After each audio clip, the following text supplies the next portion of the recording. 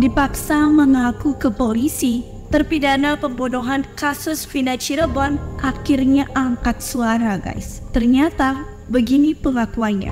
Hello everyone, welcome back to Midi Project. Kali ini kita akan membahas kembali kasus yang ramai banget diperbincangkan di media sosial. Tentunya kasus yang viral kembali ini tentang kematian Vina Cirebon. Guys, setelah kasus ini dijadikan film layar lebar dan kembali viral setelah 8 tahun ditutup, kasus ini semakin hari semakin ada perkembangan. Semakin juga banyak misteri yang harus dipecahkan, layaknya kita sedang bermain teka-teki. Karena mulai banyak kejanggalan yang bermunculan. Kemarin kita sudah sempat membahas beberapa kali tentang kasus ini.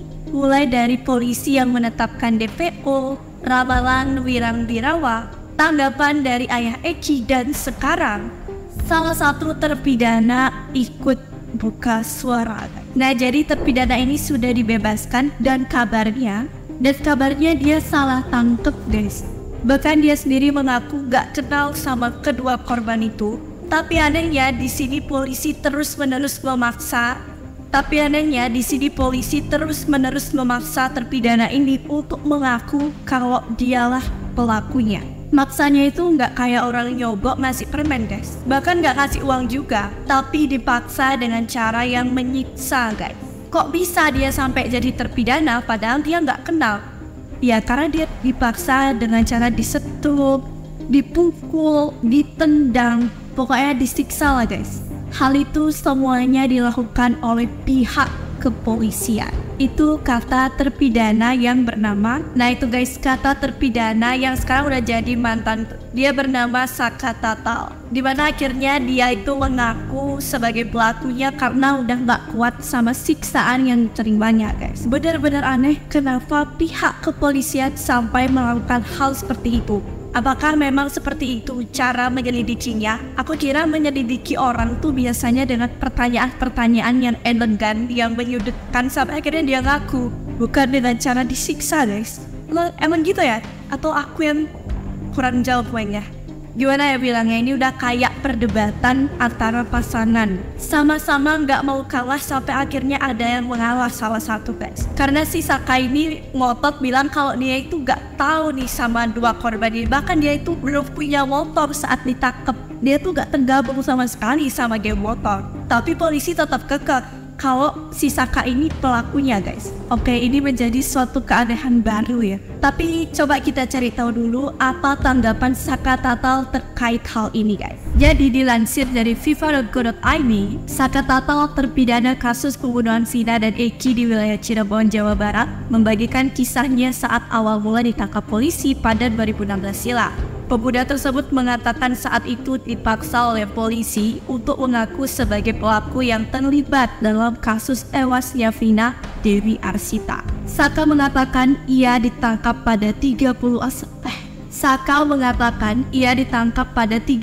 Agustus 2016 saat berusia 15 tahun. Di hari penangkapan, Saka mengaku diminta tolong untuk mengisi sepeda motor pamannya bernama Eka Sandi. Eka merupakan salah satu pelaku yang ditetapkan polisi sebagai pembunuh Vina dan Eki. Saat mengembalikan motor, Saka terkejut pamannya dan sejumlah orang sedang diamankan polisi, termasuk dirinya yang tidak mengetahui apa-apa. Sesampainya di kantor polisi, Saka mengaku dibawa ke salah satu ruang dan mendapatkan penganiayaan dari sejumlah oknum polisi. Dia juga dipaksa untuk mengaku sebagai pelaku pembunuhan Vina dan Eki. Padahal kata Saka, ia sama sekali tidak kenal dengan dua korban tersebut. Saat ditanya soal 3 tersangka lainnya yang kini masuk dalam daftar pencarian orang yang dirilis Polda Jabar, Saka mengaku tidak mengenalnya. Kini Saka tengah menghirup udara bebas. Dia bebas pada 2020 usai menjalani masa tahanan selama 3 tahun 8 bulan.